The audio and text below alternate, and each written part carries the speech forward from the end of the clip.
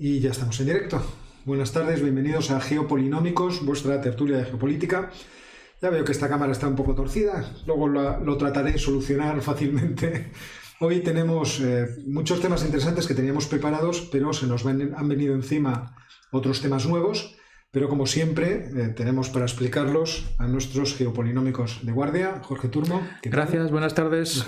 Rodríguez, ¿qué tal? Buenas tardes. Y yo, que soy el supuesto jefe, Óscar Bar, porque en realidad soy el técnico de todo esto. Si por supuesto veis que algo va mal con el sonido o cualquier cosa, por favor, se agradece que en el chat nos lo advirtáis. Y como siempre, vamos a ir directos con las noticias geopolíticas de la semana. Lo primero que me ha llamado la atención es que China está diciendo a los hogares que se abastezcan de alimentos y de otros artículos esenciales diarios porque la combinación de mal tiempo, escasez de energía y nuevos confinamientos probablemente amenacen el invierno en China. Entonces, esta noticia tiene impacto geopolítico porque esto me recuerda a otro país que también está en una situación familiar y que también tenía los barcos por ahí sacados a pasear por la costa del mar de China. Así que sospecho que muy probablemente China en los próximos meses va a dejar de hacer ese tipo de exhibiciones que estaba haciendo últimamente y se concentre más en arreglar los problemas internos que parece que tiene, y muchos. La segunda noticia también son problemas económicos, lamentablemente en realidad es una zona, pero son dos noticias. Es Afganistán, que la luctuosa es que ha habido un nuevo atentado, de nuevo lo ha reivindicado el ISIS-K, y esta vez han sido 20 personas las que han fallecido y 16 las que han resultado heridas en un ataque con armas de fuego y bombas contra un hospital militar en Kabul.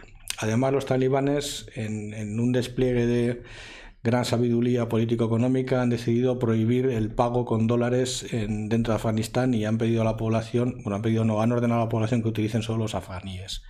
Con lo cual, el desorden monetario que se va a provocar probablemente se extienda más allá de la crisis humanitaria que se avecina para este próximo invierno en el país. Y finalmente, nada más reseñar que Biden ha vuelto otra vez a la carga con su iniciativa Belt and Road, pero en versión americana, que se llama B3W. Lo voy a decir en inglés para que luego cuando lo veáis por ahí suene mejor. ¿Te ha gustado, no? B3W, que es, lo voy a decir, Build Back Better World. Bueno, pues hay que darle nombres a todo. Veremos a ver en qué se sustancia, porque todavía... Build Back Better ampliado. Pero no se sabe muy bien en qué se sustancia. Es verdad que el asesor adjunto de Seguridad Nacional de Estados Unidos para Latinoamérica va a viajar a Colombia, Ecuador y Panamá para ver más o menos qué se puede hacer, pero me temo que esto va a quedar bastante retrasado porque las perspectivas que tiene Biden de aprobar sus proyectos en el Senado y en el Congreso, pues me parece que van para largo, sobre todo después de la victoria en Virginia, es uno de sus feudos, de un gobernador republicano. Veremos, era poca cosa. Bueno, y ahora, Jorge, nos va a contarnos tú. Sí. Mejor Vale. Bueno, esto es una noticia un poco ampliada y muy desgraciada, y es que la guerra en Etiopía está tomando más tamaño, está involucrando a más partes, se hace más complicada, y el riesgo para la población, que es mucha, Etiopía tiene casi 100 millones de habitantes, está creciendo mucho. La semana pasada hablábamos de que el intento del ejército, digamos, federal o central de ocupar la provincia de Tigray había fracasado y los tigraínos estaban contraatacando. Esta semana sabemos que los tigraínos han avanzado hacia Addis Abeba y parece ser que otro frente de liberación de la provincia de Oromo, que es más central, se ha unido a ellos, no sabemos en qué condiciones, contra el gobierno central. Hasta tal punto que el gobierno central, el presidente, ha pedido a los ciudadanos que se armen para defenderse de esa ofensiva. Se suponía que era el gobierno central el que estaba haciendo la ofensiva, pues ahora parece que no, que es al revés, que son las fuerzas de Tigray y de Oromo las que están atacando con objetivos distintos, van conquistando ciudades. No sabemos si quieren conquistar Addis Abeba, que es lo que quieren, la información es muy confusa, muy difícil, pero esto lleva camino de convertirse en una guerra civil abierta entre varias partes, y no solamente el gobierno central contra varias partes, sino entre esas partes entre sí. Y todavía queda la respuesta de la parte del este del país, que está más cerca de Somalia, que por ahora no se han producido grandes cambios, pero las perspectivas no son nada buenas. Seguiremos este tema con bastante detenimiento. Las noticias ayer eran no confusas, sino algo precipitadas, se van agolpando unas detrás de otras. Sabíamos que el Ejército de Liberación de Oromo y los tigraínos se habían unido y habían tomado una ciudad en la carretera que va de norte a sur del país, la A1, hasta Addis Abeba, una ciudad que estaba a 9 horas de viaje, unos 700 kilómetros. Bueno, quizá menos, perdón, porque estaba pensando en unos 400 y pico, porque sí, lo estuvimos viendo. 400 y pico, pero eran 6 horas y algo. La carretera debe ser una carretera espantosa. Y esta mañana ya habían avanzado a otra localidad que estaba más cercana, que está a unos 50 o 60 kilómetros más cercano, entonces ya cada vez parece que la ofensiva se va aproximando. Esas ciudades me parece que estaban en la región de Amara, sí, que está entre la capital y la región de Tigray. Y lo que se está viendo es que la estrategia de Gebre Tensai, del comandante de las fuerzas tigraínas, pues está teniendo un gran éxito. O sea, vimos hace un año exactamente cómo en 3 semanas el ejército federal tomó la capital de Tigray, Mekele, y parecía aquello un gran éxito. Luego hubo un contraataque después de que las tropas tigraínas se hubieran unido, se hubieran reagrupado en las montañas, claro, y expulsaron a los federales y tomaron prisioneros a miles de los soldados. Hay que recordar que Gebre Tensai es el cerebro que está detrás del movimiento táctico realmente magistral. En el momento en que el presidente Abiy decide que tiene que poner en vereda o que tiene que meter en cintura a los tigraínos, él decide atacar los destacamentos del Comando Norte, en los que la mayoría de los soldados eran obviamente de Tigray, y se hace con material bélico a casco porro, para protegerse de lo que va a pasar a continuación. Aparte de convencer a los soldados que se vayan a su casa. Sí, exactamente. O sea, eran de ahí. ¿Sabéis lo que os conviene? Dejadnos espacio. Dejadnos espacio. Y luego, en este conflicto hemos tenido un rato a los eritreos entrando dentro de Tigray, sí, a los sudaneses entrando dentro de Tigray. Y ahora nos encontramos esto, que la región más amplia, donde está la etnia mayoritaria, la de Oromo, a la cual pertenece el presidente, se une también con los tigraínos. Y lo que decías tú, habrá que ver qué pasa también con los etíopes somalíes, que tienen un problema desde el año 2014, porque hay, en términos internos, como es un país multinacional y multiétnico, los de la etnia del lado les habían robado no me acuerdo cuántos kilómetros cuadrados de terreno en un movimiento dentro del propio país, que son estas cosas. Sí, es que... Lo de las lindes ya sabemos que lo de las lindes es terrible. Es terrible. No voy a volver a sacar aquí el caso de Potes, pero lo de las lindes es terrible. Te esperan ahí cuando te despistas por la mañana, te esperan para decirte por aquí no. Y lo peor de esto es que da la sensación de que vamos a hacer un fraccionamiento de Etiopía. Sí. Sobre la base étnico-cultural, si queréis así, con enfrentamientos cruzados entre unos y otros, y un país como Etiopía, que llevaba bastantes años creciendo rápido, al 7-8% del PIB, aunque el nivel inicial era muy bajo, ¿no? Pues estaba mejorando mucho, la situación iba en todos los niveles estaba mejorando, incluso salían noticias de desfiles de moda en Addis Abeba y en todas las ciudades principales. Pues de repente todo eso se hunde, se colapsa. Bueno, eso se hace en toda la región. Golpe de Estado en Sudán, que puede también desestabilizar el país. Ya veremos cómo se soluciona el problema. Al otro lado, al este de Etiopía, Somalia, que siempre está hecho con esas elecciones que nunca se hacen, que siempre se demoran, y los problemas con los islamistas. Ahora tenemos esto que puede incluso derramarse sobre Eritrea. Es todo el Cuerno de África, se está poniendo estupendo y muy preocupante. Bueno, pues la siguiente noticia también es preocupante, todos la habéis escuchado, no es que tengamos datos nuevos respecto a los que seguramente tenéis vosotros, que es el conflicto creciente entre Argelia y Marruecos. Todos sabíamos que el conflicto podría escalar si se producía algún acontecimiento nuevo, y el acontecimiento se ha producido en la forma del fallecimiento, de la muerte de 3 camioneros argelinos por bombardeos del ejército marroquí en el Sáhara Occidental. Es decir, el conflicto perpetuo que Marruecos tiene con el Frente Polisario, y que yo creo que es, por lo menos desde la misma época, desde septiembre más o menos del año pasado, es continuo en términos militares, es decir, hay un hostigamiento en términos militares que es muy claro. Sí, porque además, hay que recordar que el Frente Polisario decidió romper la tregua que tenía con el Reino de Marruecos y declararse en guerra de nuevo. O sea, ya no solamente es Argelia, es el Frente Polisario. Con lo cual, ahora tenemos que, aparte de la ruptura de relaciones diplomáticas que sucedió hace unos meses, el corte del gasoducto argelino que pasaba por Marruecos, añadimos las declaraciones desde Argelia de que este acontecimiento en concreto, el asesinato de estos 3 camioneros, no va a quedar impune. O sea, la frase es una frase para atarse a los machos, no va a quedar impune.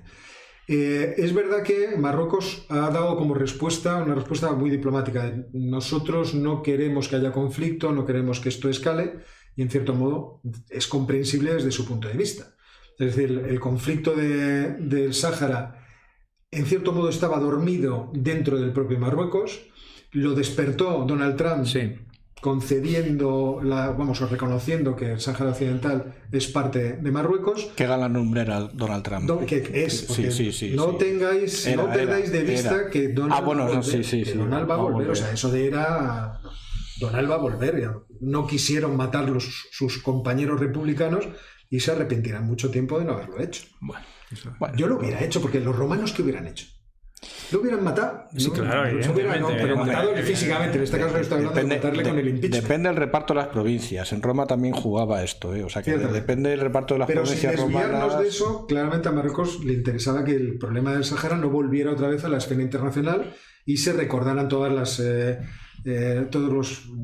¿cómo se dice? Las resoluciones de las Naciones Unidas referentes a... Bueno, tampoco España, porque España también en algún momento las resoluciones van a vincularla. No, yo creo que si escala la tensión nos puede arrastrar indirectamente, porque como consecuencia del corte del gasoducto, Marruecos nos está pidiendo a nosotros gas y electricidad que no tenemos para nosotros mismos. Sí. Entonces, esto nos puede arrastrar, y hay 2 aspectos aquí. Por una parte, España la Unión Europea debería implicarse en pacificar y relajar la tensión, lógicamente, pero no sé hasta qué punto en la situación actual estamos en condiciones de hacerlo, porque la petición de Marruecos, si se quedan sin electricidad y sin gas, la cosa se puede poner bastante fea. Y debemos recordar que en el año 62 los 2 países ya se vieron envueltos en una guerra, las famosas guerras de la arena o de las arenas, que tenían como motivo localidades que habían quedado en el trazado de las fronteras. Cuando pusieron la regla, pues había localidades que los marroquíes demandaban, como por ejemplo Tinduf, que quedaron en este lado de la frontera. Y se produjo una guerra que duró desde el 62 hasta el 64, me parece que fue el armisticio, con lo cual ya hay precedentes de que es posible enredar estos conflictos hasta que lleguemos a una situación. Sí que es posible, sí. Desgraciadamente, ahí la Unión Europea debería intentar mediar. El alto representante debería darse una vuelta rápido, por las 2 capitales, pulsar el ambiente de forma que realmente supiese cuál es el grado de tensión y de presión que hay entre las 2 partes y por tanto qué medidas se pueden tomar. Porque una cosa es que Argelia diga: los marroquíes han disparado a posta y han matado 3 camioneros. Otra cosa es ver la versión marroquí, entenderlo bien y entonces dimensionar el problema. Eso es lo que debería hacer la Unión Europea rápidamente, por el interés de todos, entiendo yo, y detrás del gobierno español. Sí, pero recordar que este verano hubo un incidente bastante preocupante en la frontera entre Argelia y Marruecos, porque yihadistas, no recuerdo exactamente al grupo que pertenecían, disfrazados, lo diré bien y que me corrijan por favor si me equivoco, no sé si eran disfrazados de soldados marroquíes o viceversa, soldados argelinos, atacaron a otro destacamento. Eso se identificó, las autoridades de los 2 bandos se identificaron que no eran soldados de ninguno de los bandos y aquello quedó en nada. Pero es bastante significativo del conocimiento que se tiene en la zona de la tensión que hay entre los dos estados. Y además que tengan en cuenta los espectadores que no tiene buena solución. No. O sea, si el problema es alrededor del Sáhara Occidental, Sáhara Occidental es demasiado importante para las partes y no va a tener una fácil solución. No. Y el movimiento de los Estados Unidos pues ha venido a enredar enormemente el asunto. Y sobre todo ha puesto, como consecuencia de eso, nos ha puesto a toda la Unión Europea en una situación embarazosa. Porque ahora, con Estados Unidos tomando partido por Marruecos, la presión allí es superior. Porque Biden no se ha retractado. Claro. Tampoco se meterá. Vamos a ver, la decisión no es que un día que Donald Trump se levanta y dice, bueno, pues me apetece hacer esto, sino que asesores... Hombre, eso le puede pasar todo, en fin, Donald era... Pero asesores vienen y le dicen, hay una cuestión en Marruecos. Él preguntaría, ¿eso qué es? Le dirían, es un país. ¿Dónde está? ¿Cerca de Venezuela? Pues no, está en África. ¿En África dónde? ¿Al sur? ¿Cerca de Europa? Europa estaba cerca de África. Supongo que sería una conversación de este tipo. Pero en cualquier caso, alguien dentro de la administración americana vio que era interesante en términos estratégicos plantar allí sus reales en oposición al vecino que está relacionado tradicionalmente con Rusia. Entonces, y que ideológicamente sigue además atado al socialismo. La alianza de Marruecos con Estados Unidos es la más antigua de Estados Unidos, o sea, de las primeras que tuvo, o sea, que no es ninguna... Lo que pasa es que ese movimiento es muy desestabilizador. No, claramente, ya lo estamos viendo. Llevamos en una dinámica que efectivamente solo le bastaba un acontecimiento como este para encender los ánimos, que la población se ponga detrás del gobierno argelino y que pase algo desagradable. Bueno. Y hay que recordar que este conflicto y el planteamiento de Estados Unidos en este conflicto tuvo bastante que ver con lo que pasó en Ceuta hace unos meses. Sí, claro.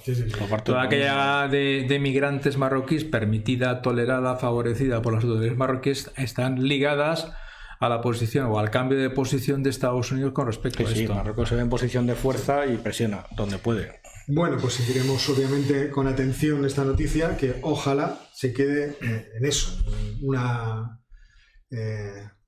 escaramuza diplomática y no vaya a una escaramuza militar. Y ahora lo que vamos a hacer es pasar directamente a nuestra tertulia.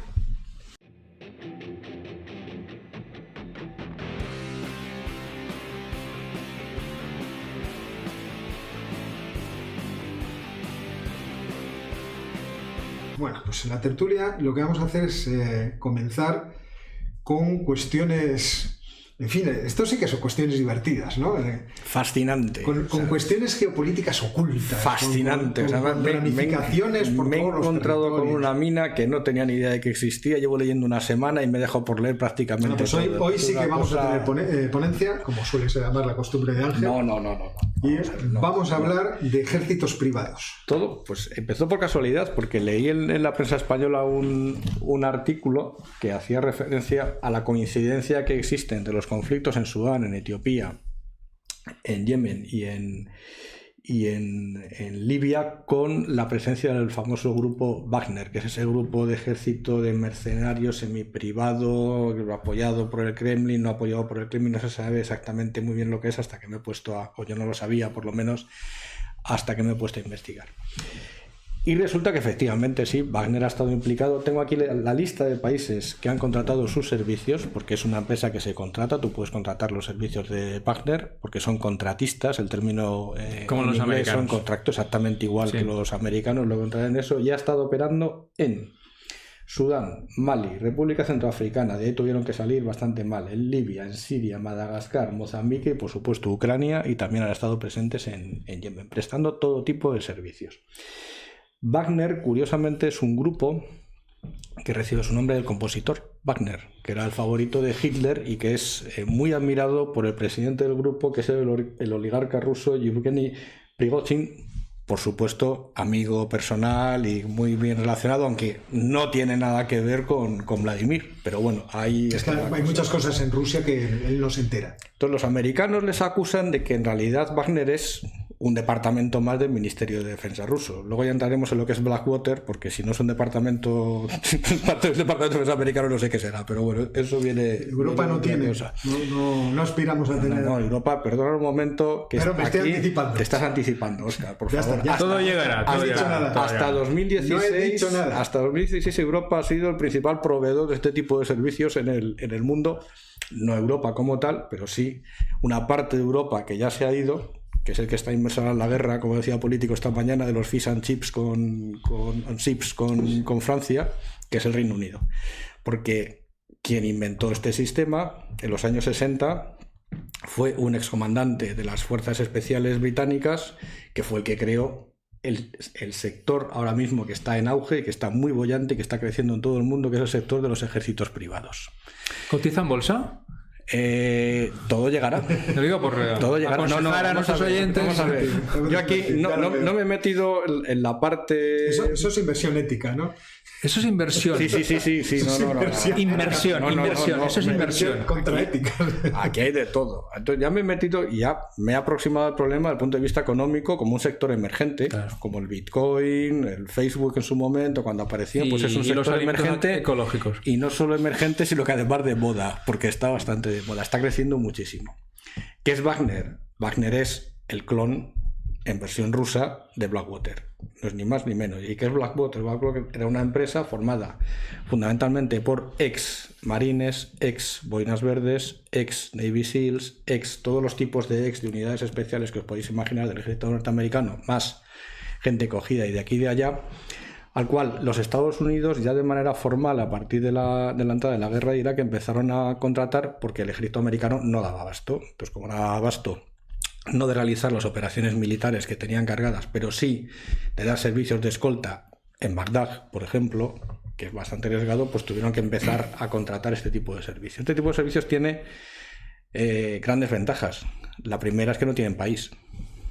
Ni tienen país, ni tienen bandera, y como es un contrato privado, si estos señores en un acto de defensa de sus empresas protegidas caen en combate, en realidad no son víctimas de ningún Estado, no son víctimas de ningún ejército y por lo tanto nadie se puede sentir ofrecido. Y por eso está creciendo tanto precisamente porque hay un vacío legal internacional enorme para regular este sector y aquí pues se está apuntando todo el mundo. Bueno, ¿por qué está creciendo? Está creciendo por 3 razones que son las que son realmente preocupantes y es por lo que las he traído. Lo primero, por el aumento de la piratería en las rutas comerciales de todo el mundo. Este sector, al parecer, donde tiene la mayor cartera de clientes es en las compañías navieras y en las compañías pesqueras. ¿Te has enterado si también en las españolas? Sí, claro, las españolas también. Sí, claro. Están barcos. Entonces lo que hacen es embarcar tropas dentro de los barcos. ¿Por qué no se tiene tanta información de esto? Bueno, pues por lo que he estado leyendo, ni las compañías navieras ni las compañías pesqueras no solo no informan de que tienen a estas empresas a bordo, no informan tampoco de los incidentes que han tenido en el mar porque les suben las primas de los seguros. Con lo cual, nadie tiene interés, ni los contratados. Claro, nadie tiene interés, ni los contratados, ni los contratantes, de que esto salga a la luz. Y por supuesto, lo que nadie quiere que se sepa es los ataques que hay. Pero por lo que he estado leyendo, gente del sector que ha salido de haber bastantes. Claro, ¿qué es lo que pasa? Que son ataques con una Zodiac. Entonces, lo que dicen y lo que circula por el Pentágono es que ellos no van a desplegar un destructor ni van a desplegar una fragata para andar buscando Zodiac por el Cuerno de África. Dice eso, que embarquen a unos contractors de estos y que ellos les protejan a los barcos. Entonces, pero ese digamos que es la parte más bollante del segundo. La segunda es las grandes compañías extractivas. Esto es una historia muy antigua. Siempre se ha hablado de los mercenarios británicos belgas y franceses en África en los años 60 y los años 70 protegiendo los intereses mineros de compañías europeas y americanas. Este sector está volviendo con fuerza. Está volviendo con fuerza en Nigeria, está volviendo con fuerza en Oriente Medio, porque estas compañías vuelven otra vez a preferir a contratar a Blackwater, a Wagner o a la compañía que sea para proteger sus instalaciones y no pagar al gobierno de Nigeria o no pagar al gobierno o lo que haya en Libia, no saben muy qué es, porque saben a ciencia cierta que van a acabar teniendo problemas, no tanto porque saboteen la instalación, sino sobre todo por la corrupción que implica y por el coste. Les sale más rentable pagar a Blackwater que pagar las mordidas de los gobiernos correspondientes, con lo cual todos salimos ganando. Y luego la tercera parte, que es la que más está empezando a preocupar, es que las grandes fortunas, las del Forbes, las listas de Forbes 500, ¿no? Sí. Parece, sí. Han tomado nota. Y han tomado nota que el antiguo CEO de Nissan, Carlos Ghosn, pues resulta que fue extraído limpiamente por un equipo de, creo que por lo que leí, creo que era de ex boinas verdes, me parece, contratistas privados, por supuesto, claro. de Tokio. Se lo llevaron al Líbano, no porque fuera su país de origen, pero sino porque en el Líbano no hay tratado de extradición con Japón, con lo cual han tomado nota de eso, han tomado nota del asesinato del presidente de Haití hace un par de meses, que también fue realizado, tiene toda la pinta, por una compañía de este tipo, pagados no se sabe muy bien por qué, y entonces las grandes fortunas están empezando a decir, Estados Unidos no me protege, la Unión Europea no me protege, me protejo yo mismo. 2 tipos de protección: protección militar física y protección militar en el ciberespacio. Lo que empieza a haber cada vez más son contratistas dentro incluso de estas empresas que lo que hacen es ser contra hackers. Entonces crean redes dentro de las empresas para protegerlas de la situación, con lo cual ya veis que el sector crece. Eso te preguntaba yo, si el mundo se pone a favor. El mundo se pone a favor de este tipo de... Y ahí ya el colmo son las ONGs. Entonces la ONG es el último sector. Claro, pero esto es una industria. Como industria tiene que ir buscando a sus clientes. Desarrollo de negocio. Hacer marketing. Claro, desarrollo de negocio. Una ONG tiene un problema, como la actriz, además está el caso documentado, Mia Farrow, viendo las imágenes en Darfur en 2014, dijo: hay que contratar a alguien que pare aquello. ¿Y a quién quería contratar? A Blackwater. Entonces Blackwater hizo el análisis y al final decidió declinar la oferta porque hizo el análisis de escenarios, coste-beneficio, y dijo: no me merece la pena. Entonces no se hizo. Pero el presidente está sentado. Entonces cada vez son más ONGs que dicen: bueno, contratamos este tipo, seguridad, defensa, conseguir algún tipo de objetivo y esto. Con lo cual, eso lleva a concluir, y es un podcast que os recomiendo a todos, que se llama Red Line, sale cada 15 días, y en el último, que es donde he cogido buena parte de esta información, un ex contratista de estos, pero que, fijaros, ha pasado de ser mercenario, se puede decir así, de Blackwater, a ser catedrático de estrategia en la Universidad de Georgetown y en la Universidad Nacional de Defensa de Estados Unidos. Imagínate el expertise que tiene el muchacho. Y además que no tiene relación con el gobierno de Estados Unidos, ¿no? Porque Blackwater es privado, pero Wagner sí es parte de tal, no sé qué. O sea, Wagner es una de las muchas que... Luego contaré un caso concreto que cuenta él. Y entonces es lo que, digamos, ha recogido la idea de otros teóricos de relaciones internacionales, que nos estamos encaminando a una era que ellos se denominan de neomedievalismo, neomedieval, no en el sentido que vayamos a volver a la Edad Media, que esperemos que no, sino en el sentido que la multipolaridad no va a ser solo entre potencias estatales, la multipolaridad va a ser entre potencias estatales y privadas. Privadas, hablamos de compañías, pues ya sabemos que hay muchas empresas en el mundo que son más grandes, su facturación es mucho más grande que el PIB de la mayoría de los países del mundo, de organismos no gubernamentales y de todo tipo de entidades. ¿Qué es lo que hacen? Exactamente igual que hacían en la Edad Media los señores feudales, es contratar ejércitos privados, que es lo que abundaba en la Edad Media. En el mar, pues corsarios, es lo que contrataban las potencias de la época. El corsario se contrataba cuando había una necesidad concreta. Vas allí, das y vuelves. Pues esto es exactamente lo mismo. Vas allí, das y vuelves. ¿Cuál es la ventaja? En 2018, cuenta este autor, Sean McFadden, hubo un enfrentamiento en Siria, en la localidad de Deir al-Zawar, donde había una planta, un pozo petrolífero de Conoco, una empresa americana, que curiosamente, no se sabe muy bien por qué, lo estaban defendiendo boinas verdes del ejército de Estados Unidos. ¿Quién ataca? Wagner. A instancias, no se sabe. El caso es que la contabilidad de bajas de esa noche de Wagner dice: esa noche murieron más rusos en ese ataque que en cualquier noche que está contabilizada de toda la Guerra Fría. O sea, creo que murieron, si no le he entendido mal, y además el inglés que tiene es excelente, pero el que me pierdo soy yo. Casi 100 bajas entre los rusos y ninguno de los americanos. Y dice que luego, hablando con un boina verde, dice: a mí todo esto está muy bien, nosotros defendemos de un enemigo y tal. Dice: pero si yo capturo a uno de estos y le capturo vivo, ¿qué hago con él? Sí, claro. ¿Qué derecho se le aplica? Claro. Dice: ¿cuáles son las reglas del enfrentamiento con este tipo de soldados y qué tipo de tratamiento tienen que tener? ¿Son prisioneros de guerra? Pues un delincuente común. Es un delincuente común. Se lo ceden las autoridades locales. Claro. Si llegan a ser fuerzas rusas y fuerzas americanas, os podéis imaginar la que se ha liado. Pero claro, como eran de Wagner, Putin dijo: nosotros no, eso es un contratista privado y nosotros no tenemos nada que ver aquí en el asunto. Entonces es un mundo que a mí me ha parecido absolutamente fascinante. Luego ya empiezan los relatos de: entonces crearán los conflictos para hacer... Bueno, yo creo que para eso... No, esto está muy lejos. No, está muy lejos. Quizá no es necesario. No es necesario. Ya es suficiente, ¿no? Claro, el mundo se ha convertido... No es necesario. Y existen muchas zonas en donde la riqueza no está protegida por ningún tipo de Estado, ni por ningún tipo de organización institucional, Con lo cual hay en esos vacíos de poder deben disfrutar enormemente. Claro. Supongo que en los tiempos en que había que tomar posiciones en el delta del río Níger para sacar petróleo de formas en las que el país ni se enteraba, pues ahí tuvieron una verdadera mina de oro. Claro. Claro, quiero decir, o lo que debe estar pasando en Centroáfrica, en la República Democrática del Congo, extrayendo coltán y llevándoselo a los países limítrofes. No era que el mayor exportador de coltán era Burundi y que casi no tiene minas de coltán. Sí, exacto. Sí, porque salían de la frontera que está con Congo. Parte de eso es puramente claro. un comercio legal, pero mucha parte no se sabe usted lo que se está sacando de por ahí. La República Democrática del Congo no puede hacerse con ello. Cargo del país.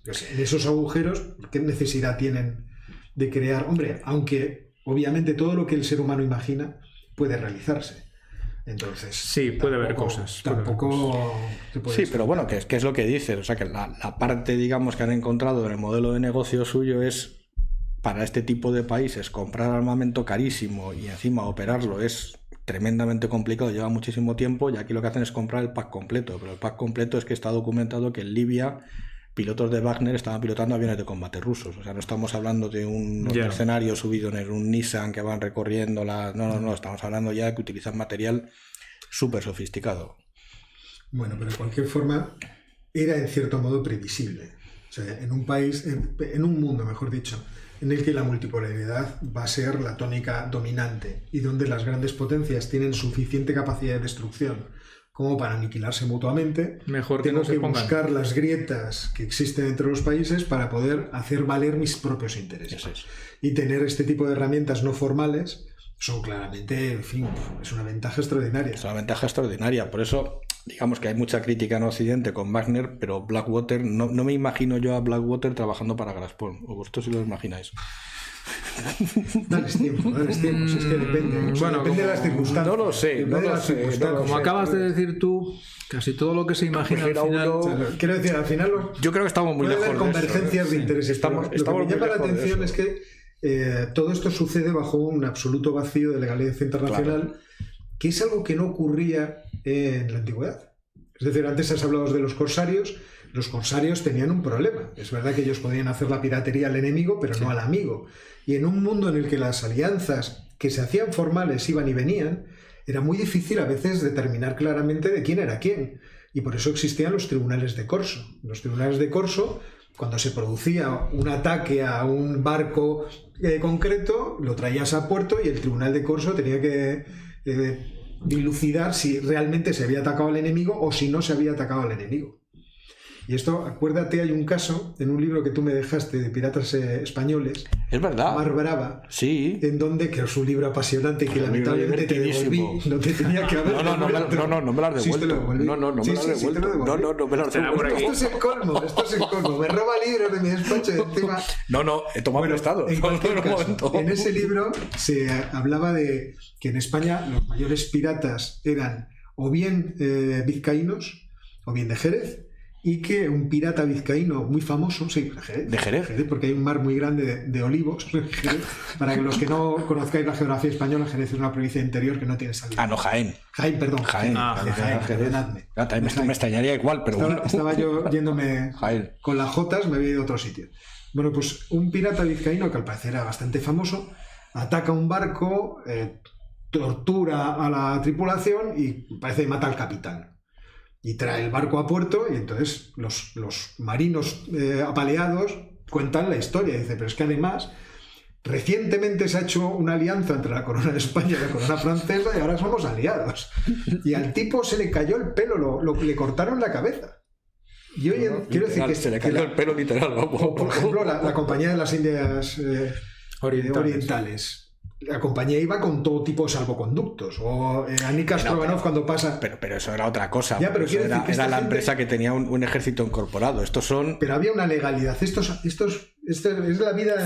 Esto flota. Esto yo creo que son los tiempos estos del mundo líquido. En el que vivimos. Pero ya para cerrar un poco la cosa, adivinar dónde está la sede de todo este negocio. ¿En las Islas Caimán? No. ¿En Luxemburgo? Bueno, posiblemente sí, pero vamos, donde se negocian los tratos... No sé. En la City. Ah, En Londres. Pero no es porque ellos iniciaran el negocio. No es porque ellos lo inventaran. Pero la experiencia es un grado. O sea, es que llevan alimentando corsarios del siglo XVI. Nos dice aquí José Alberto Nicolás Casparian, nos dice que esto lo muestra bien una película, Duro de Matar 4.0, que combina un ejército. Habrá que verla. Aunque si es 4.0 es porque es la cuarta parte o es como la evolución de Duro de Matar. No a mí me suena ese título de otras películas de antes. Entonces, de cualquier forma... No lo apuntamos. Bueno, es que estaba pensando si te refieres a Die Hard, las películas de Bruce Willis. Pónmelo por aquí por lo menos para tenerlo claro, porque es verdad que tiene un episodio que transcurre en Rusia. Sí. Somos fans de Bruce Willis. La calvocracia tiene que incluir a Bruce Willis entre nosotros. Y ahora vamos a saltar a otro tema, del cual nos va a informar Jorge, que es el ponente del asunto. Es un tema menor, por tanto lo vamos a dedicar menos tiempo. Es el conflicto diplomático entre el Líbano y prácticamente todos los países árabes del Golfo. Joder. Por ello que es menor, porque claro, un conflicto diplomático... Eso de menor. Sí, porque un conflicto diplomático entre un país tan pequeño y pobre como Líbano y todos los demás no puede ser mayor. No puede ser mayor. Bueno, ¿qué es lo que ha pasado? Los hechos: Arabia Saudita, Bahrein, Kuwait han decidido expulsar a los embajadores libaneses de su país. Emiratos Árabes Unidos ha retirado al suyo del Líbano.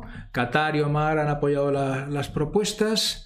Todos en contra del gobierno libanés. Al mismo tiempo, pues los sauditas han decidido prohibir la importación a su país de productos libaneses, casi $200 millones todos los años, que dado el catastrófico nivel de la economía libanesa ahora es un agujero fenomenal, fundamental. Además han prohibido a sus ciudadanos viajar a Líbano, no sé si sabéis, pero dado que el régimen de Arabia Saudita es muy, muy estricto a todos los niveles, los sauditas que tienen dinero y pueden se van al Líbano a hacer lo que en su país no pueden. Así de claro. O sea, cambio de las divisas que recibe el Líbano es porque tiene ese tipo de turismo. Bueno, ahora lo han prohibido. Yo supongo que volverán atrás. No, pero rápido. Se van a enfadar. Se van a enfadar. Bueno, ¿qué es lo que hay detrás de esto? ¿Qué es lo que ha pasado? La Liga Árabe ha reaccionado inmediatamente diciendo que por favor, que no vayan a bloquear la economía libanesa en un momento en que el país puede implosionar. Porque está ya, pero vamos. No sabemos cómo está. Y se esperaban las inversiones sauditas para recuperarlo. Bueno, eso no es posible.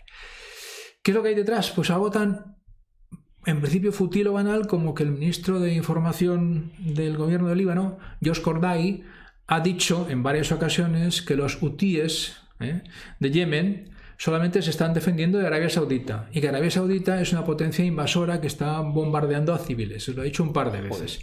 Claro, Arabia Saudita ha montado en cólera y detrás todos los demás estados del Golfo, porque esto ha sido un claro episodio de seguidismo. ¿Y quién es este George Kordai y por qué dice esto en este contexto? Aquí es donde viene la situación en Líbano, que alguna vez os lo hemos explicado.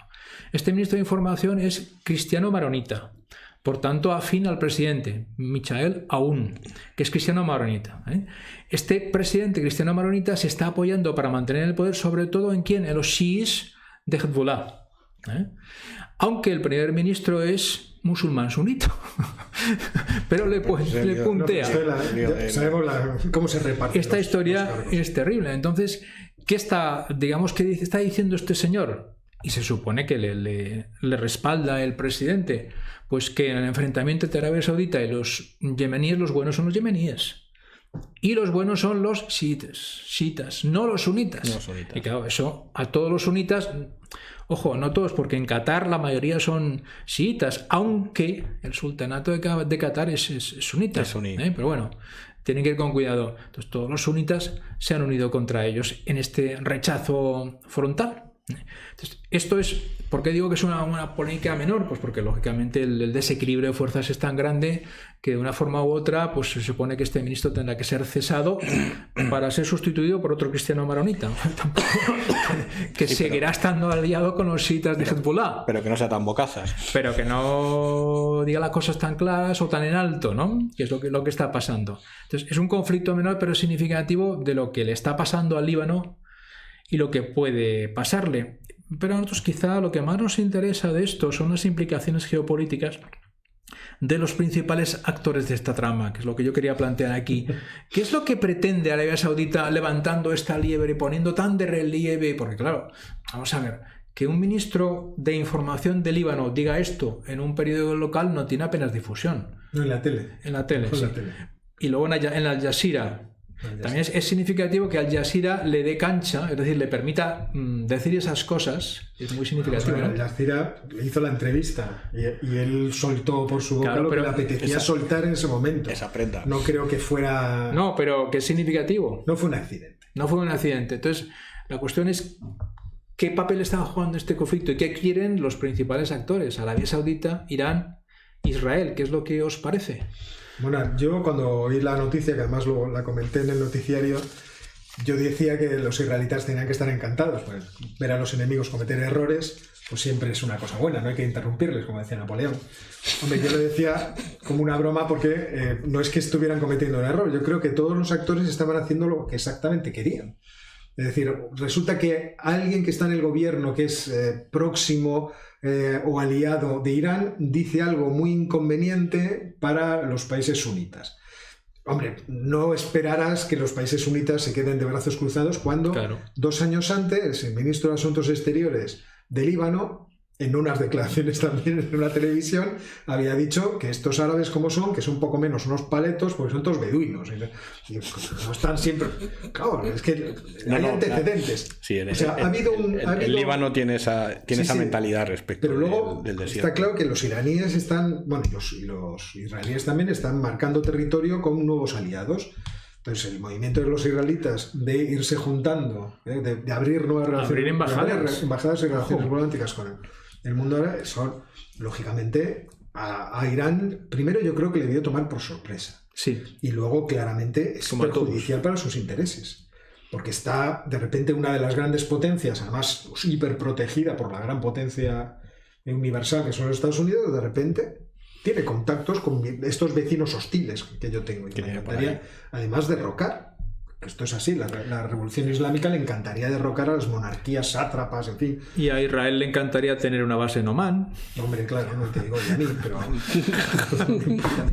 no, y a lo mejor los omaníes también. Sí, sí, no. Los omaníes no creo que les importe mucho. Pero a mí es algo que me sonó, en el momento me sonó, bueno, Irán está diciendo, sí, pero yo tengo también... Claro. Un pie puesto en Líbano, tengo una esquinita puesta en Siria, entonces no podéis olvidaros que yo ando por aquí. Joder, pero a mí se me hace muy duro, porque con la situación que tiene el Líbano ahora mismo, que un ministro haga este tipo de declaraciones arriesgándose a un bloqueo financiero en la situación en la cual están, porque están al borde del colapso. Petróleo? Además el petróleo gratis.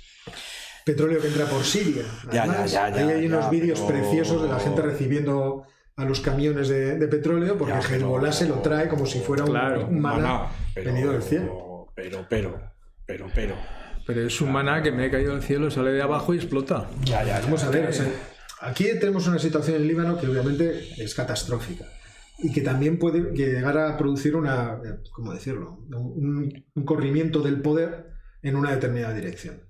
Este puede ser un momento de gran crisis, puede hacer que la población abrace una determinada dirección. Es que y ahí Irán está encantada de la vida, lógicamente, porque sigue estando allí presente. Sigue estando ahí presente, eso sí, pero meterle el dedo en el ojo a los suníes, a mí me parece que tiene todo el sentido dentro de la dinámica de eventos absurdos eso sí, en la que estamos metidos. Sí, pero dentro de esa dinámica también Arabia Saudita puede estar pensando, voy a romper el equilibrio en el Líbano, que se haga un censo de nuevo, que en los años 40 no tenemos censo, y entonces que se hagan elecciones, ¿y quién va a ganar? Pues probablemente los musulmanes sunitas. Rompamos los equilibrios. Rompamos los equilibrios y cambiemos la situación del Líbano. No lo sé, porque no conozco por dentro las tripas del asunto. Y a lo mejor incluso a los israelíes no les molestaría. No, en absoluto. No, claro. En absoluto. A Israel eso le convendría bastante, ese cambio allí. Yo insisto, a mí es una cosa que siempre me sorprende, que todos estos movimientos, para el que los provoca o el que los piensa, deben ser disfrutosos. O sea, se lo tiene que pasar bien, porque desde fuera parecen tan infantiles. Es posible que todo esto sencillamente sea una torpeza de un torpe. No le conocemos al señor ministro de Información, a Corday, a lo mejor es un torpe, y el tipo llegó allí, soltó todo lo que tenía en la cabeza para sorpresa de todo el mundo. o no. No es descartable, pero No, tampoco es descartable lo contrario. O sea, Es no, que, no, vamos a ver, no. con los libaneses hay que tener en cuenta, tal y como están ahora, que este sistema de cuotas de poder, de división de las responsabilidades, hace que lleguen a puestos de bastante responsabilidad personas cuyo nivel, desde todos los puntos de vista, puede ser bastante débil. Es posible que sea eso. Porque, claro, este sistema de cuotas lo que favorece es que si esto le toca al grupo A2, en el grupo A2 solamente hay 2 personas un poco capacitadas, Ala. pues ahí estás. Y luego dices lo que se te ocurre y a lo mejor no piensas las cosas. Ojo, que esto cada vez se nota más. Cada vez se nota más. Por eso han ido a buscar a un ministro sunita, a la persona más rica del país, a ver si como consecuencia de eso puede apaciguar, porque no tiene intereses personales ni su familia ni su tribu, y puede más o menos aglutinar a la gente, porque es que lo que te encuentras en los puestos de mando de todos los niveles es esto nos toca, a ver, los pepitos que hay aquí, Uf. Y más en una situación como esta, que el país está, en fin, absolutamente arrasado en términos económicos, y lo que puedas obtener para ti será... Eso es. Que... O sea, a mí me parece de estos episodios de entretenimiento geopolítico, se podría decir, que se producen de vez en cuando. Te meto el dedo en el ojo, yo a ti, y ahora te hago aquí una... Pero con consecuencias muy negativas para la población del Líbano. Y todo esto hay que meterlo también hay que meter en este enjuague la guerra oculta naval que está produciéndose entre Israel e Irán, que es también una cosa muy divertida y que anda por ahí siempre, ¿eh? Este conflicto soterrado que llevan las dos potencias. Por eso decía yo lo de la base en Oman. Ahí no está Wagner, ¿no? Ahí no está Wagner. Son ellos... Pero se le espera, yo te diría, se le espera. En cualquier momento llegará, ¿no? Bueno, me gustaría saludar a Montelape, que nos dice: buenas a los tres, aquí os estamos escuchando desde alta mar. En este momento en faenas de pesca en Gabón, ayer en Sao Tomé, y con algo de cuidado. Pero avante. Príncipe. Pues, saludos de lo más cordial. Y mucho cuidado, por favor. Y mucho cuidado. Si podéis tener la mar en calma, no sé si esto se puede pedir, pero sería lo mejor. Mi tío Pepe era marino mercante y bueno, las historias que me contaba eran absolutamente tremendas de esos viajes por mar. Y ahora lo que vamos a hacer es que me toca a mí ser ponente. ¿Sí? Me voy a poner toda la cámara para mí, para poder explicar el asunto. Qué egoísta. ¿De qué voy a hablar yo hoy? De una cosa que es imposible explicar en breve y de forma correcta, que es qué está pasando con los kurdos. Y no es posible. Yo voy a tratar de resumir lo máximo posible, más o menos, y cuando saque el vídeo editado lo haré con mapas, porque sin mapas ya os digo que la cosa es un poco difícil de imaginar. Pero en cualquier caso, no me voy a referir a la situación de los kurdos en Turquía, en Armenia, sino solamente la situación de los kurdos en Siria de forma principal y sus vecinos iraquíes. ¿Por qué? Porque obviamente el tema sirio es un tema muy interesante que en algún momento vamos a tener que tratar de forma monográfica para situar por lo menos cuál es el momento, es decir, resultado, partidos y resultado del problema sirio, para ver cuántos intereses, cuántos grupos distintos, cuántos países están metidos en el problema sirio y cómo en realidad lo que estamos previendo hacia el futuro es que esa situación que ahora mismo está, de hecho, viviendo Siria, de partes del territorio ahora mismo en manos de unos y de otros, seguramente acabará solidificándose. No produciendo entidades políticas independientes, pero entidades políticas que de facto estarán por ahí viviendo bajo el amparo, unas de los turcos, otras de los Estados Unidos, otras de los rusos, otras de sí mismas. En fin, será una cosa realmente curiosa. Bueno, sabéis que en Siria la región del noreste del país está en manos de los kurdos. Está en manos de los kurdos porque en el año 2011, cuando empiezan las revoluciones árabes y se produce el comienzo del conflicto que desemboca en la guerra civil en Siria, el ejército sirio abandona la región. Y como los problemas los tenía en Daraa, que era al sur, decide resituar sus tropas y saca a las tropas de aquella región, con lo cual de repente los kurdos que estaban allí se encuentran que por primera vez en la historia tienen un pedazo de terreno enorme del que pueden disponer. Y efectivamente lo que hacen es disponer de él. Unos años antes, en 2003, el Partido del Pueblo del Kurdistán, que os recuerdo, el partido fundado por Abdullah Öcalan en los años 70, que es un partido fundado en Turquía, de ideología marxista-leninista, no era nacionalista, decide organizar un partido político precisamente en esa región. Y funda el partido de la Unión Democrática, que luego se va, en cierto modo, a ir desligando en términos ideológicos del PKK, del Partido del Pueblo de Kurdistán. Pero lo funda él, ¿vale?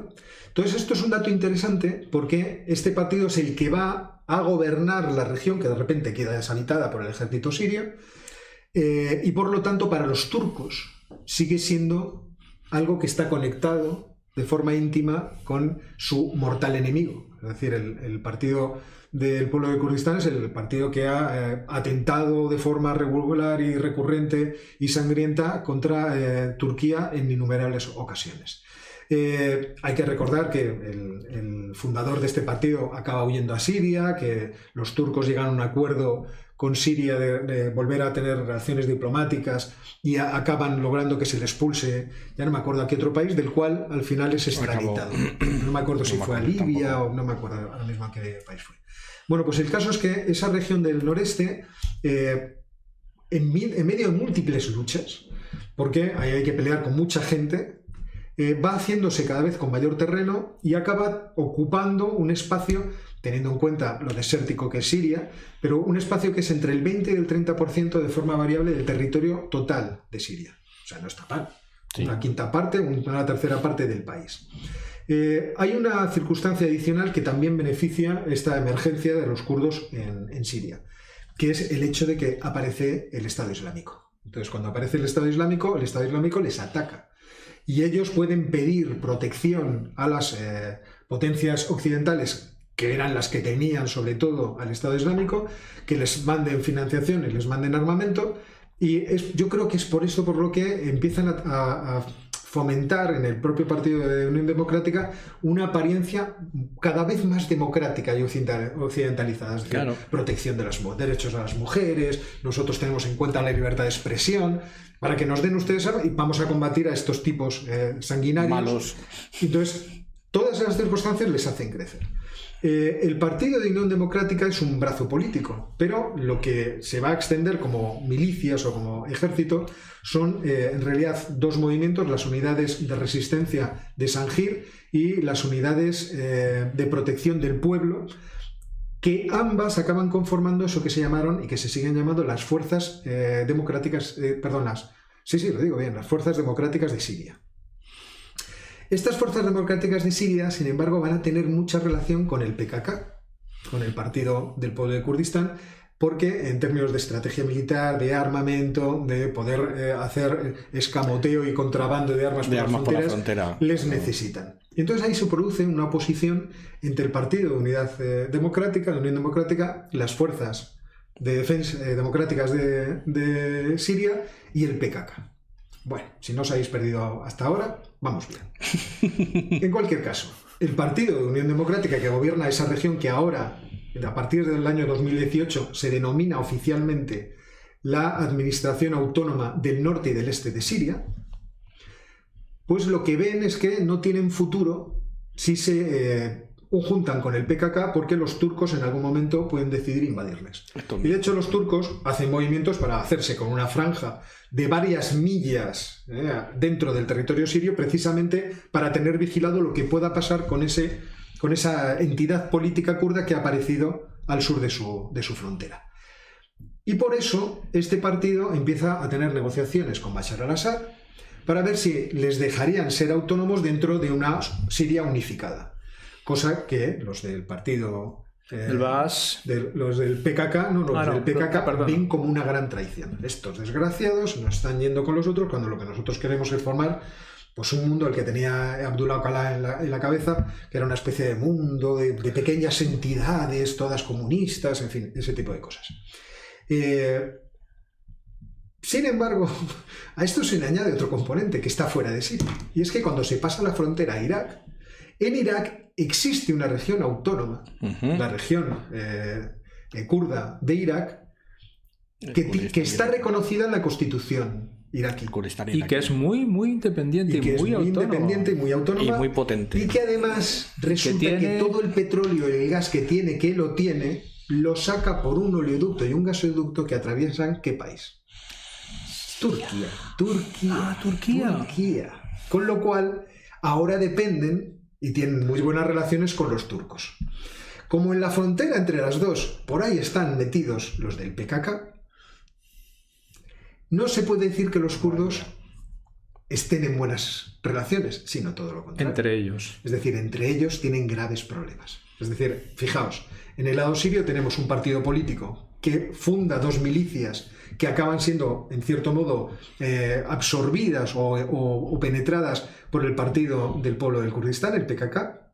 Al otro lado de la frontera, en Irak, tenemos una entidad que internacionalmente es reconocida, que tiene una entidad jurídica concreta, que se autogobierna y que es kurda, y que por lo tanto no quiere ningún problema ni quiere verse metida en ningún follón en el que Turquía se vea perjudicada.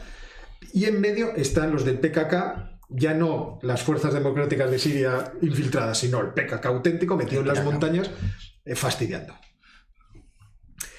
Esta circunstancia o esta situación obviamente es enormemente inestable y afecta a las propias ambiciones de autonomía de los kurdos. ¿Qué es lo más normal que pueda pasar hacia el futuro? Pues lo más normal es que los iraquíes ya tienen solucionado su negocio y no quieran que el asunto vaya a cambiar. Por una vez en su vida están tranquilos en su territorio, tienen gas, tienen petróleo, oye, ¿qué más quieren? Y que los sirios pretendan hacer lo mismo. Lo mismo, claro. Lo que podría pasar hacia el largo... Y además, fijaos que los rusos, para que los kurdos sirios se porten bien, de vez en cuando les dicen, cuidado que te suelto al turco. O te presiono yo. Que aquí tengo a mucha gente con la que tengo yo ya ahí unos peshmergas y por aquí hay un montón de gente a la que yo financio y que le doy dinero y tal. Entonces, vosotros portaos bien. Lo que va a suceder es que el PKK se puede encontrar aislado en todas esas fronteras, en todos esos puntos... Sí. Entre dos entidades políticas kurdas de dos países distintos que nunca intentarán unirse porque podrían montar la desaparición de sus propias entidades políticas. Y Turquía. Entonces el PKK la verdad es que lo tiene bastante mal respecto del... Y yo creo que es una situación... Esto ya os digo, hay un momento que uno estudiándolo se pierde. Y se pierde porque hay demasiados actores. Y además hay demasiados actores con demasiados intereses contrapuestos. Yo creo que he hecho un resumen más o menos digerible. No sé si del todo acertado, pero más o menos digerible. Es una situación más complicada que la de mi comunidad de propietarios, que eso, y otro día hablaré de eso, porque eso tiene su... Entonces, lo que habría que ver hacia el futuro es si la intervención de las grandes potencias acabará efectivamente teniendo pequeños reductos de determinadas poblaciones. Por ejemplo, una cosa que me pareció fascinante es que hay graves problemas con los pasos entre las dos regiones kurdas, la iraquí y la siria. Sí. Claro, hay algunos pasos fronterizos que los administran los gobiernos de Irak y de Siria, pero otros que no pueden hacerlo.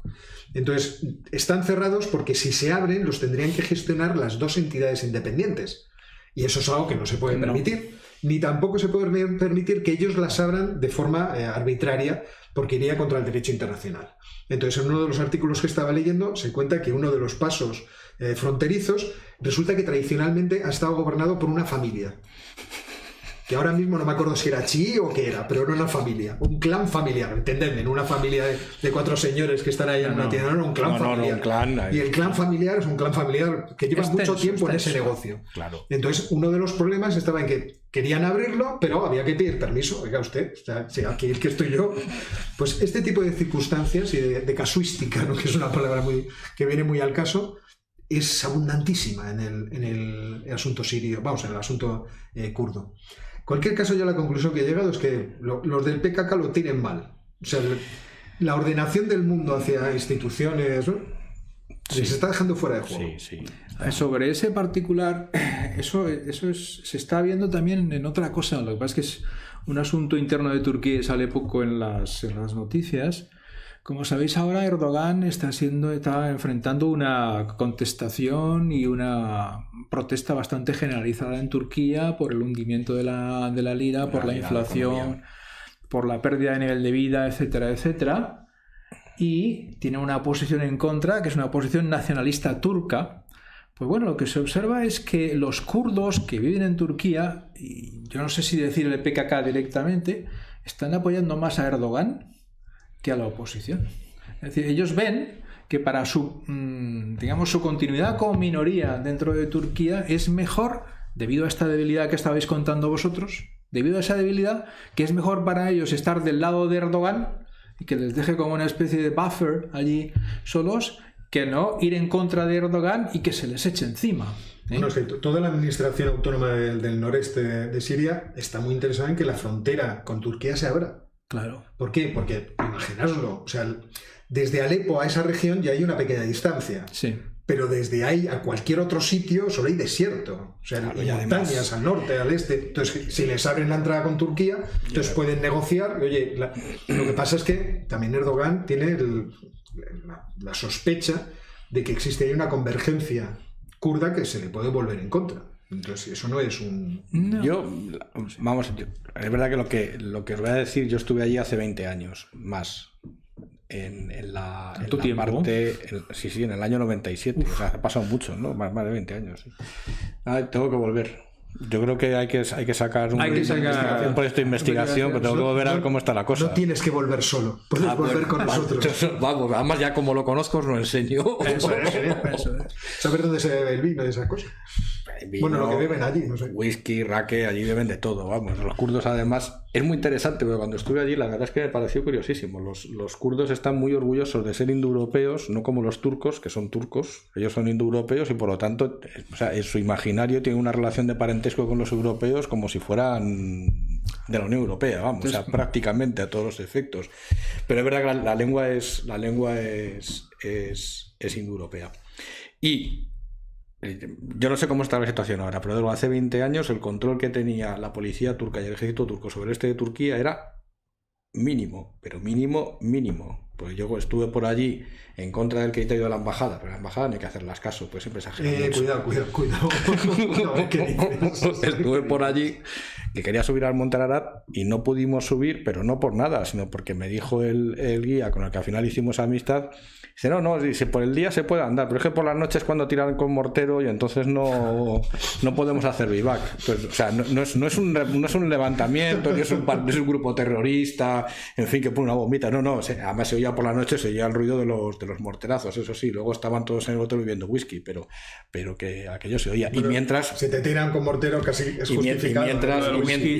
Y mientras por esto pasando camiones con petróleo iraní camino de... Yo es que me acuerdo de un ferry por ahí en Escocia, una tormenta terrible y una anciana soplaba whisky como diciendo... Bueno, no, pero estos lo oían como ruido de fondo, o sea, no... Entonces este guía mío estaba muy enfadado porque claro, a él no le dejaban hacer el negocio sobre todo dice, lo bueno, Ángel, me decías el invierno que vienen los alemanes a esquiar es cuando aquí se hace dinero, digo, ya me imagino. Dice, todo esto viene a que el control, o sea, la presencia militar turca en Guayazid, que es la ciudad que está en la frontera con Irán, se reducía al cuartel, es decir, salían del cuartel con los blindados, no salían de paisano ni podían salir de nada porque la ciudad era kurda, pero al 100%.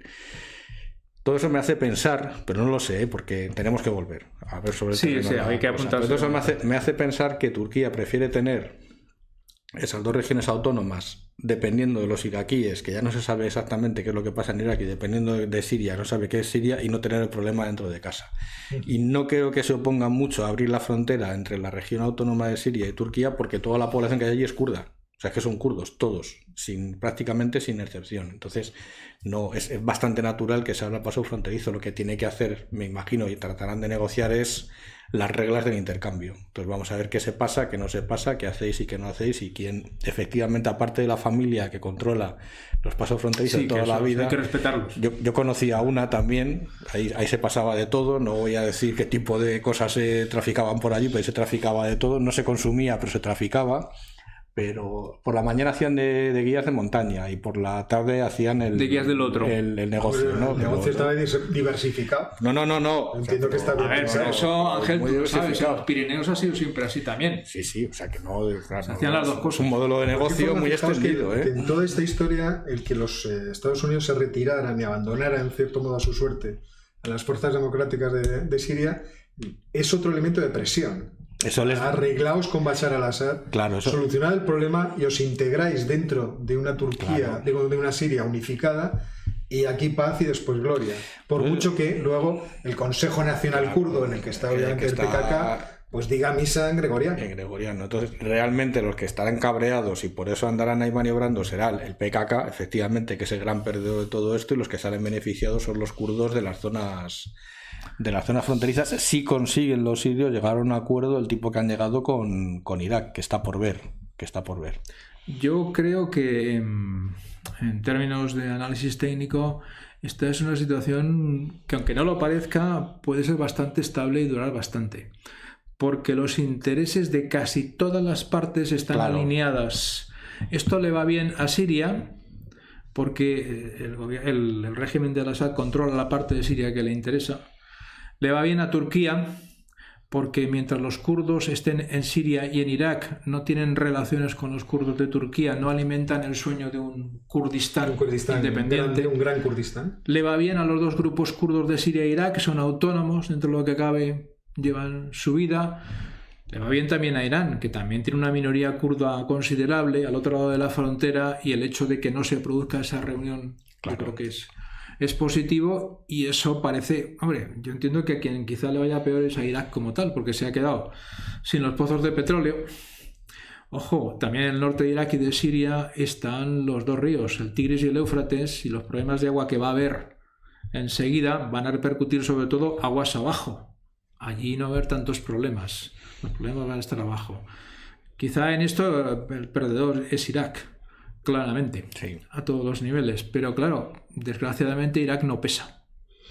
Hasta que surja un partido Ba'ath, como... No, es difícil porque en Irak... Yo creo que ya no. Ahora, no es que sea un problema, pero hay una mayoría... Sí, pero también hay un porcentaje grande de sunitas. Unificarlos a los dos... No, y además la zona del Kurdistán iraquí ya ha adquirido una legitimidad en sí misma, porque fueron el gran apoyo que tuvieron todas las fuerzas en el terreno para combatir al Estado Islámico. Entonces se han ganado el derecho propio de tener ese estatuto semiautónomo. Entonces yo ahora mismo no veo una autoridad fuerte en Irak otra vez tratando de unificar todo el territorio. Sí van a colaborar, es decir, todo el gas y el petróleo que venden a través de Turquía probablemente paguen su royalty al gobierno central. Han llegado a ese acuerdo, y mientras no se rompe nada más, aquí paz y después gloria. O sea, yo creo que ahí ganan todos, entiendo yo, y probablemente incluso Irak al final consiga meter petróleo y gas por la región, se llegan a un acuerdo razonable. O sea que yo creo que ahí no... La verdad es que poco a poco, como veis, nos vamos abriendo paso por medio de estos mundos entre las arenas del desierto, por todas estas dificultades, estos conceptos, y quizá algún día no lo tengáis fuera de ojo. Todo esto lo vamos a publicar en un libro. O sea, estad atentos, porque poco a poco te debemos ir recopilando toda esta información. Antes de que se nos olvide. Sí, antes de que se nos olvide. Sí. Por la edad, principalmente. Exacto, por la edad. Exactamente. La demencia senil está aquí mismo. Y entonces hablar por vosotros, ¿eh? O sea, yo hablo por mí, claro. Ya estamos Pero aquí. en cualquier caso, una vez presentado todo esto, lo que tenemos que hacer es ir a nuestra siguiente sección, que esta semana no va a ser de sátrapas, va a ser de Mirlo Blanco. Bueno. Aquí debería estar sonando, no sé, música borsa o algo por Sí, pero desgraciadamente no la tenemos. El personaje escuchó mucha de esta música de Mirlos y tal, porque estuvo, viajando. Bueno, vamos a hacer un pequeño intermedio para que meta aquí yo la cuña luego cuando lo edite.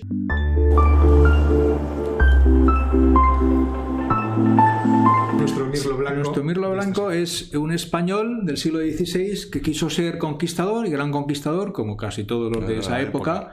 Quiso ser un Hernán Cortés, un Pizarro, pero se convirtió en un explorador muy a su pesar.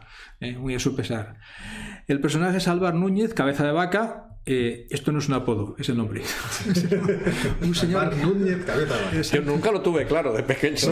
Para todos era cabeza de vaca. Además te lo imaginabas incluso. No, además es que lo pone en su libro. Este señor escribió un libro, os contaremos, de las aventuras de América, que se llamaba Naufragios, que se llamaba así porque él naufragó varias veces. O sea que él sobrevivió, porque no todos sus compañeros lo que sobrevivieron. Era un gafe, claramente. Exactamente. Este señor nació en Jerez como hacia 1480. Entonces lo primero que se sabe, porque lo cuenta él, que es que en 1527 pasó a las Américas y se fue en una expedición de Pánfilo de Narváez, cuyo objetivo era doble. Por un lado, conquistar Florida, que se sabía que existía. Y segundo, buscar la fuente de la eterna juventud. Esto en el caso de los conquistadores españoles ha sido muy general, ¿eh? Vamos a conquistar esto, pero al mismo tiempo vamos a ver si encontramos el dorado. O no sé qué. O a ver si... Los españoles, que éramos bastante ambiciosos en aquella época, no solamente queríamos conquistar, sino encontrar todo aquello que ha aparecido en los mitos griegos, en la Biblia, en cualquier sitio. Hay que entendernos, hemos sido pobres mucho tiempo. Exactamente. Aquello nos seducía enormemente.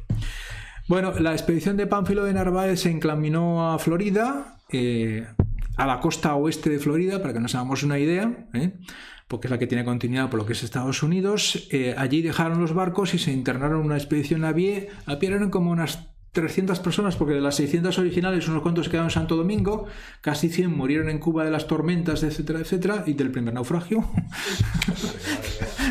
Vaya expediciones. Entonces dejaron los barcos ahí muy a su pesar, porque Álvaro Núñez decía: ¿qué hacemos aquí dejando los barcos? Igual no nos volvemos a ver, cosa que ocurrió efectivamente nunca más. Pero Pánfilo decía: no, que aquí hemos venido a conquistar. Hay que conquistar esto. Bueno, Pánfilo también es otro destino trágico, sí. Pánfilo sí, y tanto.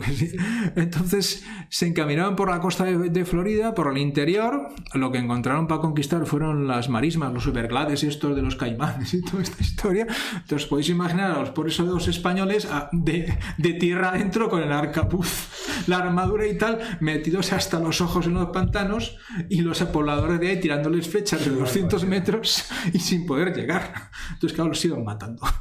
Los iban matando de forma progresiva. No tardaría mucho. Ante el asombro de los indígenas, y todavía continúa. Sí, ¿y estos a dónde van? Pues estos, que eran muy tenaces, que eso también es bastante español, decidieron seguir adelante porque no habían encontrado la fuente de la eterna juventud y porque lo de conquistar Florida se estaba poniendo difícil. Entonces decidieron seguir en dirección norte y luego oeste por toda la costa de lo que es Alabama, Luisiana, etcétera, etcétera. Es posible que fueran los primeros que encontraron las bocas del río Mississippi, la desembocadura, que ellos llamaron Río del Espíritu Santo, pero aquello luego no cuajó. No cuajó, no. Le pusieron el nombre... Era bastante mejor nombre. Pero bueno. Ya, pero los indígenas dijeron: no, esto se llama Mississippi. Claro, a ver, así se quedó. Bueno, lógico también. Ahí te volvieron a naufragar. En un río. Joder, sí, porque es Mississippi. Bueno, ya, pero deja ser un río. Cuando sube la marea. Pero como no tenían barcos, construyeron con cañas y tablones, construyeron unas barcazas. Entonces parte de ellas naufragaron. Desde ahí hay mucho huracán, recuerdo yo. Esas cosas. Pobres diablos.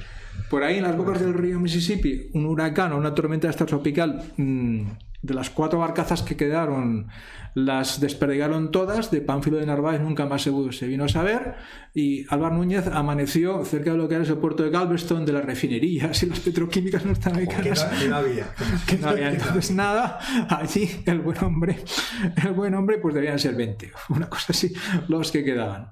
Bueno, pues entonces se internaron en el territorio y los indígenas correspondientes, los pobladores, decirlo indígenas no es correcto. Sí. No es correcto. No es correcto. Los pobladores los hicieron prisioneros y los hicieron esclavos. Lógicamente. Vienes a mi casa. La costumbre de la época.